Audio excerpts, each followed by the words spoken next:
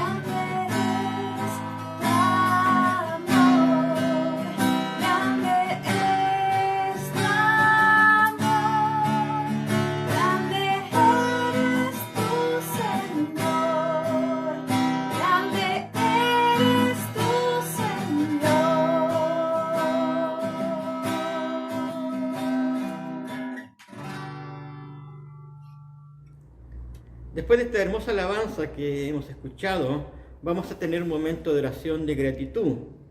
Vamos a agradecerle a Dios por la vida, por la salud, por todos los momentos gratos que hemos pasado, y también vamos a agradecerle a Dios porque tenemos el alimento en nuestra mesa, Dios está con nosotros. Agradecerle a Dios también porque Dios acompañó a nuestra hermana en su operación acá en la primera iglesia metodista de Concepción. Agradecerle a Dios también porque Él ha cuidado a todas las personas de edad también de estas dos congregaciones que estoy pastoreando. La gratitud siempre está en nuestros corazones, principalmente al levantarnos en la mañana. Estimados hermanas y hermanas, oremos al Señor. Hermanos y hermanas, les saludo en el amor del Señor. Les invito a que tengamos una oración de gratitud. Bendito Dios, gracias te damos en Cristo Jesús, porque en medio de todas las situaciones adversas, difíciles y contradictorias que podamos vivir, tú estás a nuestros lados para acompañarnos, para inspirarnos a hacer lo bueno en este mundo. Ayúdanos a seguir también siempre con la fuerza de Cristo. Gracias por esos momentos en donde a veces en la soledad hemos sentido también tu compañía, a través de la compañía de tantos hermanos y hermanas que han estado ahí para nosotros y nosotras.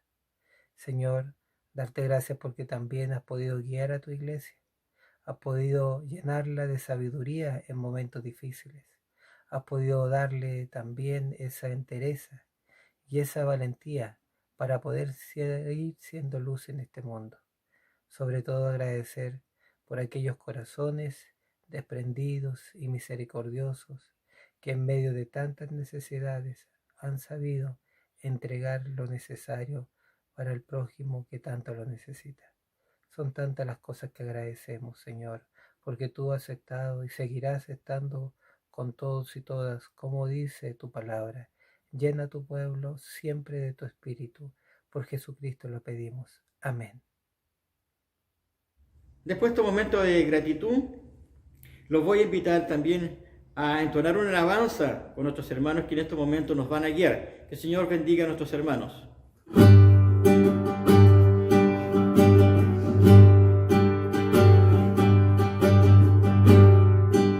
Yo sé que estás aquí, siento tu caminar, mueves entre el pueblo, trayendo sanidad. Yo sé que estás aquí, siento tu caminar,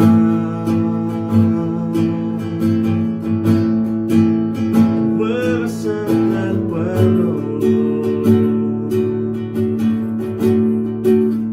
trayendo sanidad.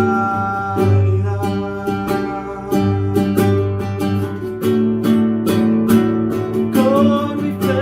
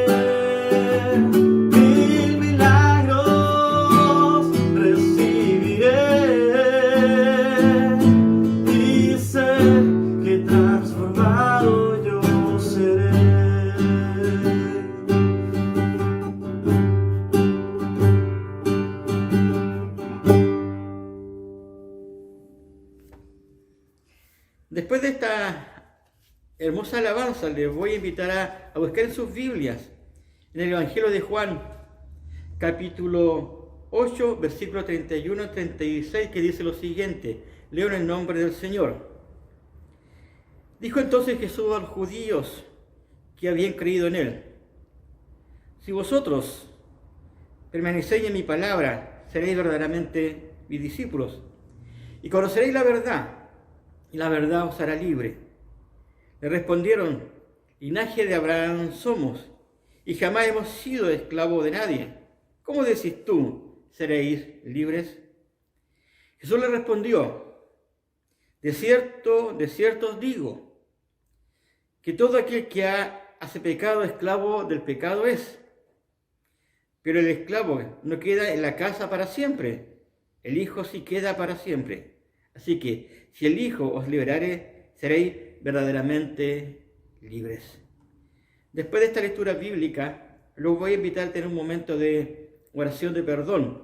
Vamos a pedirle perdón a Dios por nuestras faltas, por nuestros pecados.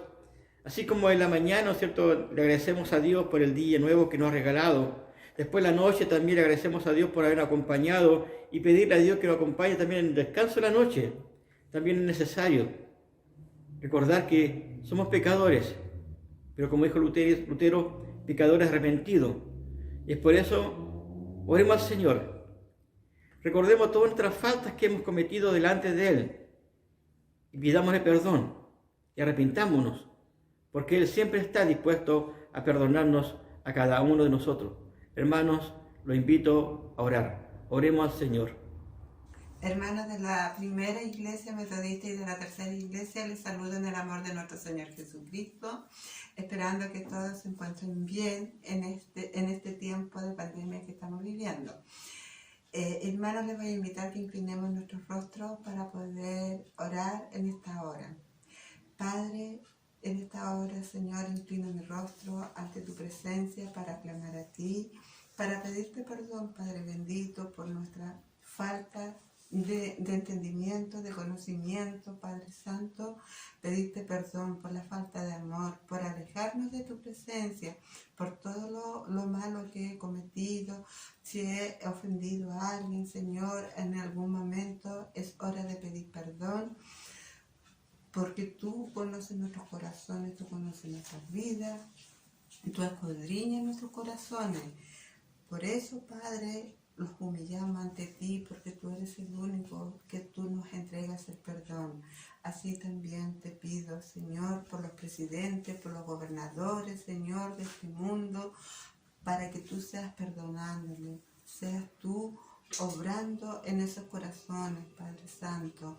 Te pido perdón, que tú des el perdón a todos, Señor, a quien te lo pida, porque no somos nosotros los que lo hacemos, sino tú, bendito Dios.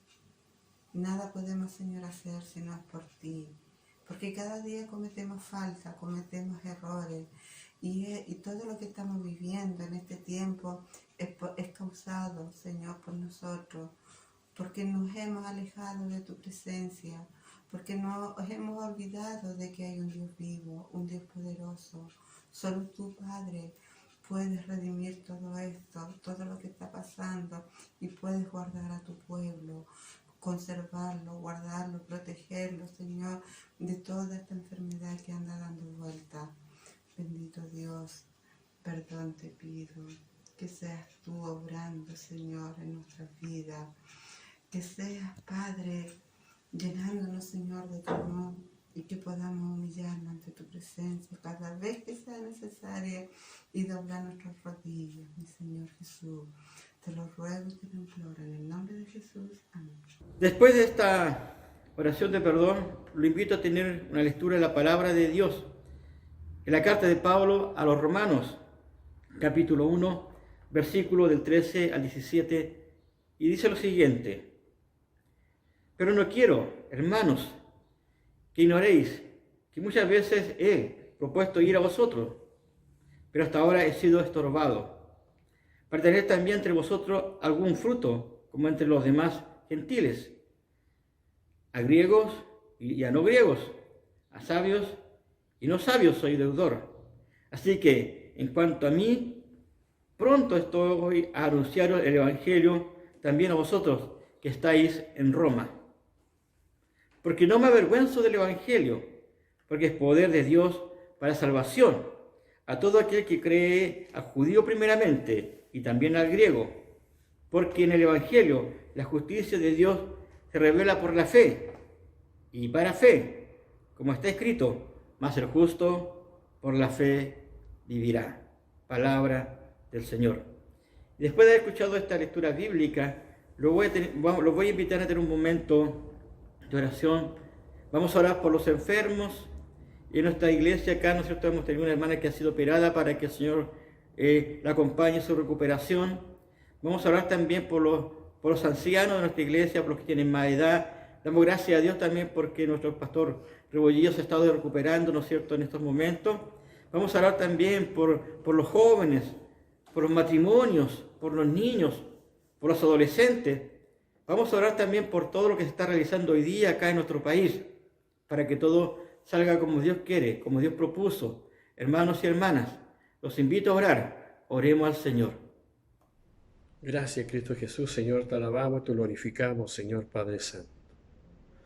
Hoy, Padre Dios mío, que tú te manifiestes, Señor, a cada hogar, Señor, de nuestras hermanas, nuestros hermanos, Padre Santo. Gracias, Señor, Padre Celestial, te pido bendiciones, Señor, por nuestros hermanos, Señor, hermanas que están delicadas de salud. Padre Santo, derrama tus bendiciones, Señor, a cada uno de ellos. Gracias, Señor, por todo esto te lo pedimos, Señor. Gracias, Señor. También, Señor, por nuestros pastores, Señor Cristo Jesús.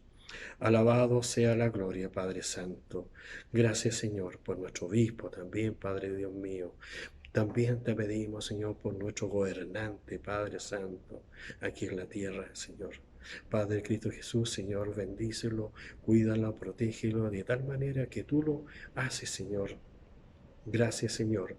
Pon tú, Señor, en cada hogar, en cada bendición, Señor. Especialmente para nuestro pastor, Padre Santo, Cristo Jesús, Señor, alabado sea la gloria. Gracias, Señor. Te lo dejamos por humildemente, por Cristo Jesús. Amén. Amén. Después de esta oración, es donde hemos orado por los más necesitados, como también por nosotros, por nuestra familia. Los voy a invitar a escuchar la reflexión bíblica de este día. Hermanos, les saludo en el nombre del Señor, esperando que Él haya estado en sus vidas y sobre todo en estos tiempos de pandemia, el cual estamos viviendo, quizás tiempos de incertidumbre, pero tenemos un Dios vivo, tenemos a quien acudir y en quien poner nuestra esperanza en todo lo que sucede en el mundo. Y en este día me ha tocado la responsabilidad o el privilegio de reflexionar sobre la palabra del Señor. Y yo quiero hacerlo y hablar sobre la familia, en el cual en este mes que estamos celebrando en la iglesia.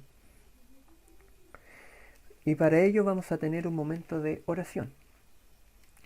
Padre Celestial, en el nombre de Jesús, le rogamos, Señor, que usted se quede en esta hora con cada uno de nosotros y que a través del Espíritu Santo, Señor, usted pueda hablarnos a nuestros corazones. Primero, Señor, hábleme a mi corazón y después al corazón de mis hermanos, para que solo usted, Señor, pueda hablarnos de acuerdo al movimiento de su Espíritu Santo, para que se muevan los corazones, Señor. Padre Celestial, en esta hora, Señor, confiamos, Señor, en tu palabra, confiamos en ti, y quédate con este país, con el mundo. Hemos orado, Señor, en el nombre de Jesús. Amén. Los invito a leer, hermanos, el libro de Génesis, capítulo 1, versículo del 26 al 28. Entonces dijo Dios: hagamos al hombre a nuestra imagen, conforme a nuestra semejanza, y señoree en los peces del mar, en las aves de los cielos, en las bestias en toda la tierra, y en todo animal que se arrastre sobre la tierra. Y creó Dios al hombre, a su imagen, a imagen de Dios los creó, varón y hembra los creó, y les dijo Dios, y los bendijo, y le dijo: fructificad y multiplicaos, llenad la tierra y sobrejuzgadla, y señorear en los peces del mar, en las aves de los cielos, en todas las bestias que se mueven sobre la tierra. Amén. Palabra del Señor. Y en esta hora yo he comenzado con la creación. La creación desde el punto de vista bíblico difiere mucho del punto de vista evolutivo. Yo como cristiano, por fe, yo creo en un Dios todopoderoso que fue capaz de crear el universo, las galaxias, el mundo y a nosotros.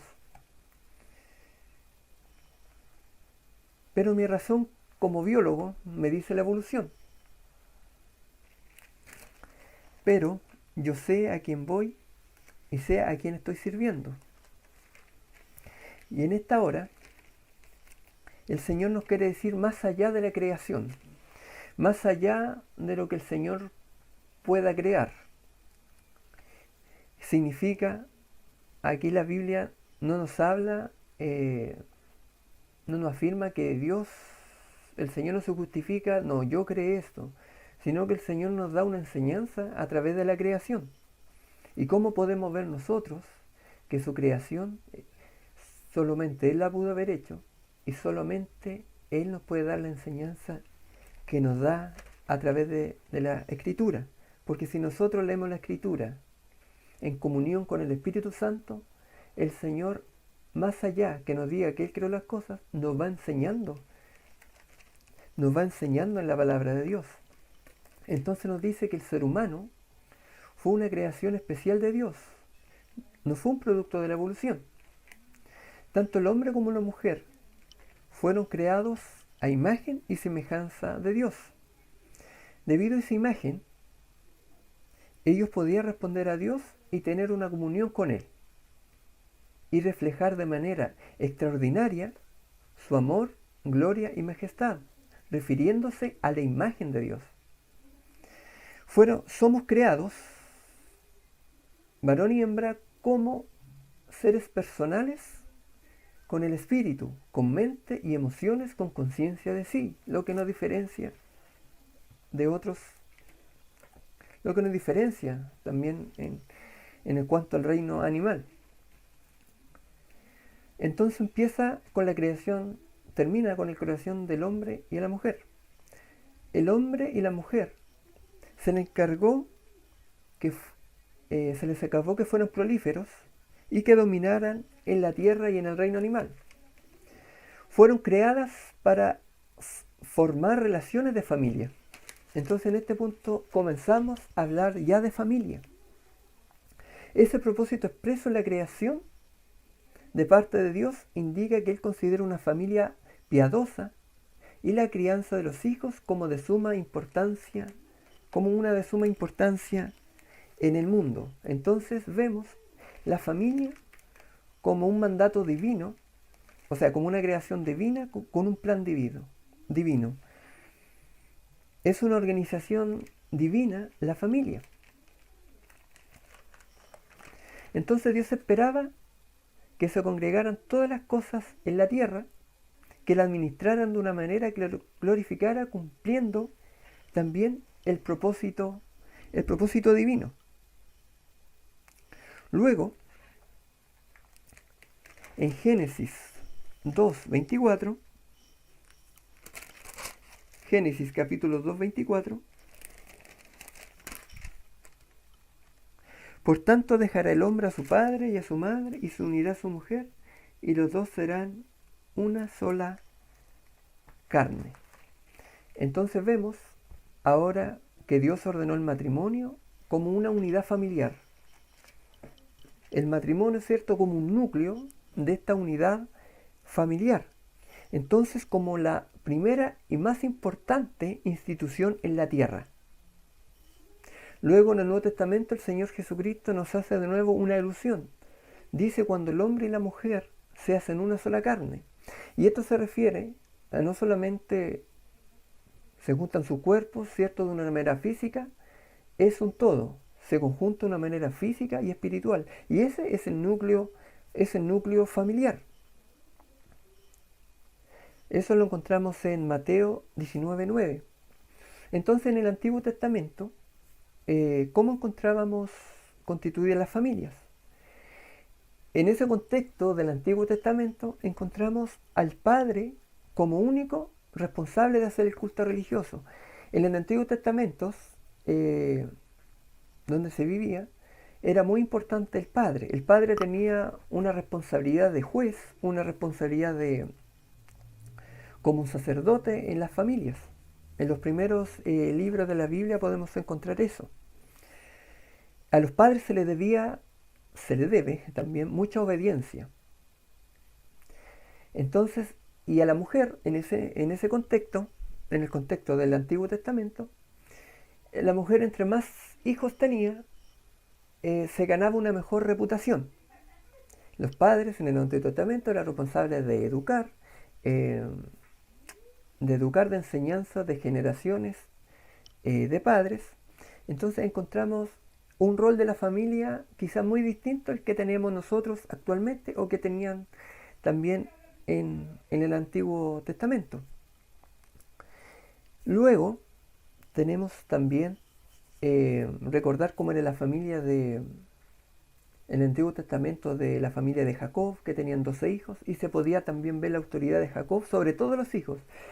Y sobre la familia de cada uno también Jacob tenía la autoridad sobre ellos, como se le llamaba como el cabeza de familia.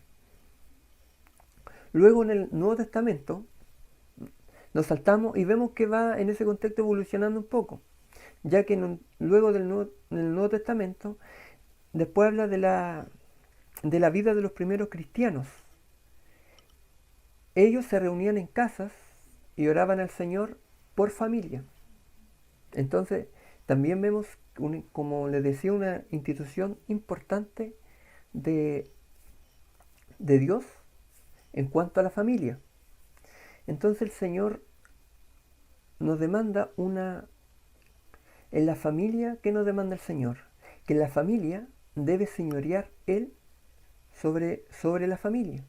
La familia debe depender de Dios, como en el principio de Génesis en Adán y Eva, pero luego ellos pecaron y se desviaron del camino. Ya su centro de familia, Dios no era su centro, sino que su centro eran sus propias ideas o convicciones y pasiones. Pero en el Nuevo Testamento, gracias a nuestro Señor Jesucristo, nosotros restauramos la comunión con el Padre. Entonces nosotros, el Señor Jesús, nos quiere hacer volver, ya que nuestra familia, el cabeza de familia, sea primeramente el Señor. Vemos que la Trinidad también la Trinidad se ve como una familia, el Padre, el Hijo y el Consolador. Entonces el Señor desea estar no como el Señor se imponga. Siempre el Señor es un Dios de amor y le gusta relacionarse con el ser humano. Eso lo encontramos en Jesús, cuando Dios se hizo carne en el Señor Jesucristo, y el Señor disfrutaba estar en comunión con sus hijos. Entonces así veían las familias de acuerdo a los contextos que se vivían. Del Antiguo Testamento, como el padre, el cabeza de familia, el que mandaba, el que juzgaba. Después de eso iba cambiando ya en el Antiguo Testamento, la primera iglesia cristiana, ¿cierto? Los primeros cultos se hacían por familia. Pero luego volvemos en un contexto del que nos encontramos ahora. Sabemos que la palabra de Dios es eterna, no cambia. Y el Señor en estos tiempos aún quiere estar en el núcleo de nuestra familia. Como dice una alabanza, con Cristo en la familia un feliz hogar. Entonces el Señor quiere hacer dominio de una familia. Cuando yo hablo de familia, ahora en este contexto,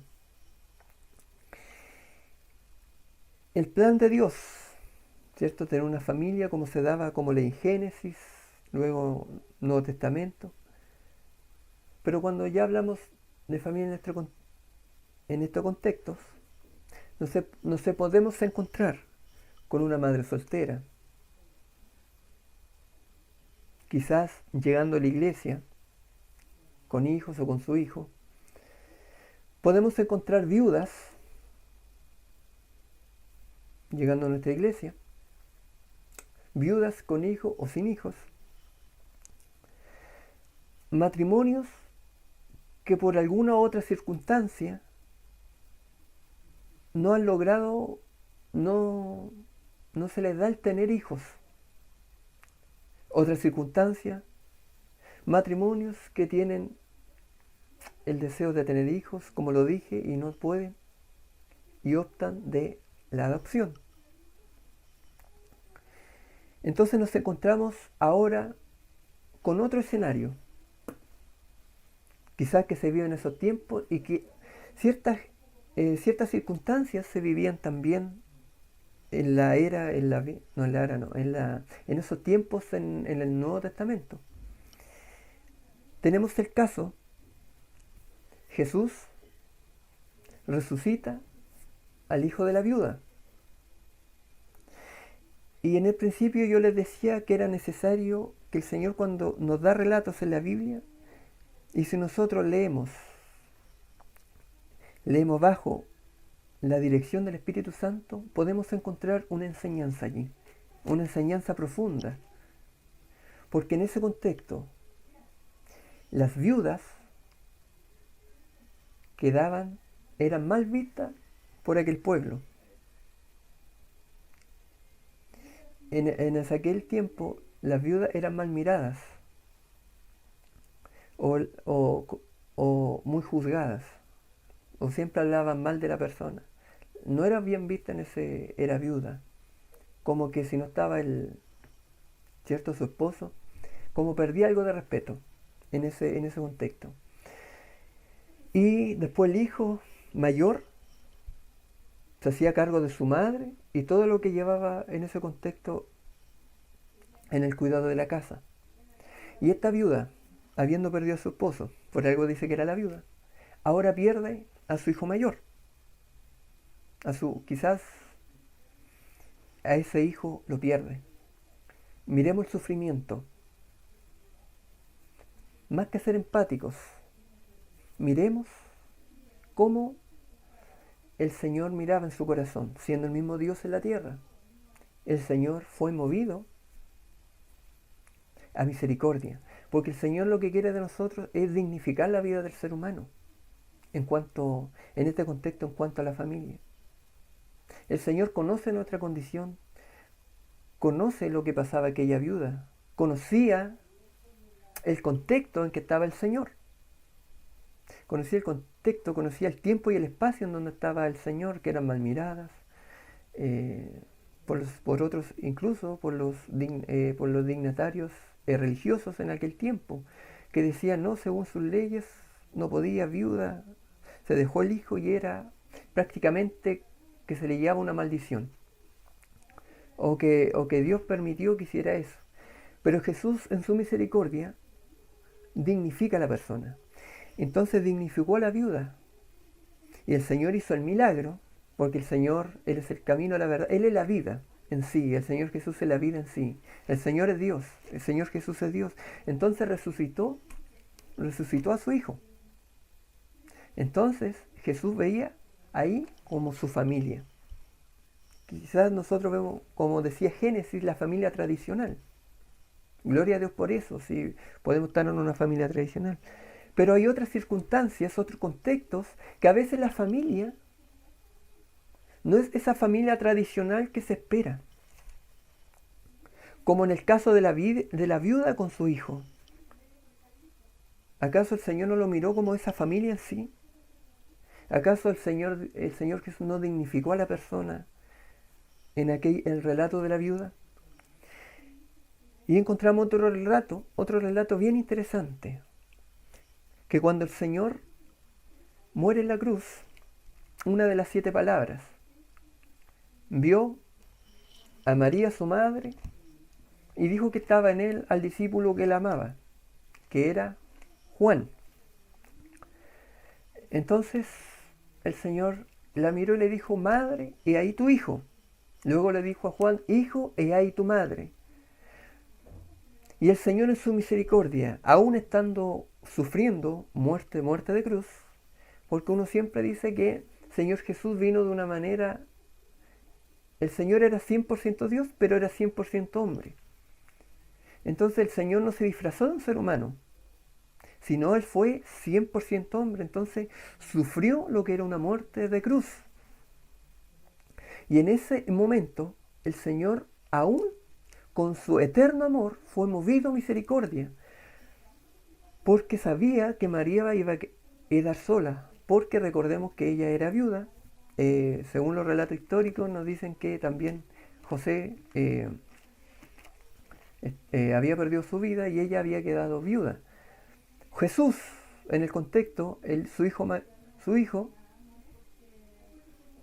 se iba, entonces María iba a quedar quizás desamparada, y le dijo: hijo, he ahí tu madre, encomendándosela a María. Entonces ellos también podían ser una familia. Entonces, volviendo al contexto de hoy, ¿qué pasa en las iglesias? Que quieren o oyeron la palabra de Dios. Llega una familia, una madre soltera, una viuda con sus hijos. ¿Acaso cuando celebramos el mes de la familia no deberíamos darle la oportunidad a aquellas madres solteras que por alguna otra razón no, quizás líderes religiosos no hacen como en sí la familia tradicional como queríamos? La dignificación del ser humano. Jesús quiere que el hombre sea dignificado. El enemigo nos quiere pisotear. El enemigo nos quiere derrumbar, pero el Señor siempre nos quiere levantar. Y en ese contexto de familia. Y a veces hay abuelas que se hacen cargo de sus nietos, hijos que fueron abandonados por sus madres, y que su abuela se hace cargo de aquellos hijos en su amor, y en ella se hace una madre para ellos. ¿Acaso también no es necesario misericordia y que también entren, dadas las circunstancias en el contexto como familia?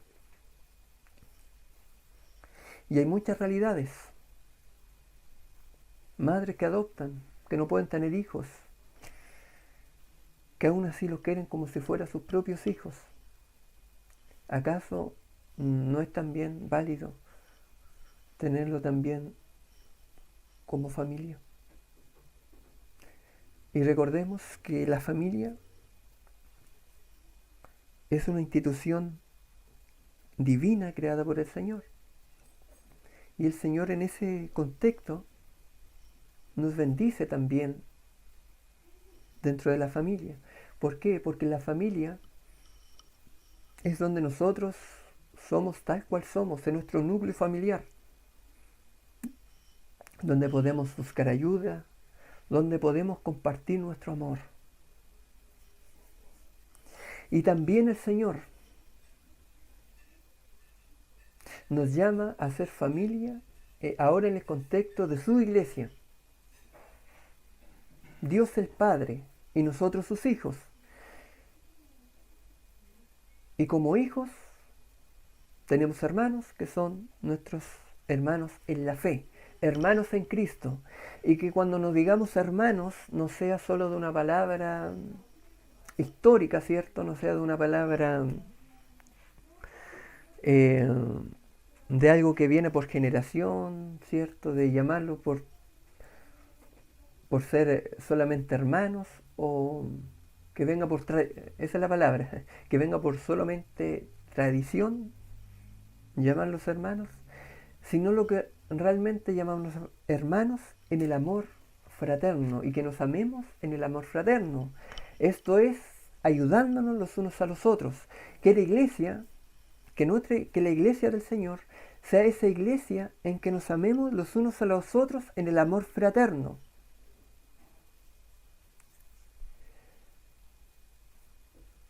Y no, ¿cierto?, difamando a mi hermano, hablando mal de mi hermano, sino comportarnos como hermanos fraternos en el cual somos. Porque Dios, como el Padre, nos mira y nos da un mandamiento: que nos amemos los unos a los otros. Y que podamos, en sabiduría, de acuerdo a los contextos, ¿cierto?, en que vivimos,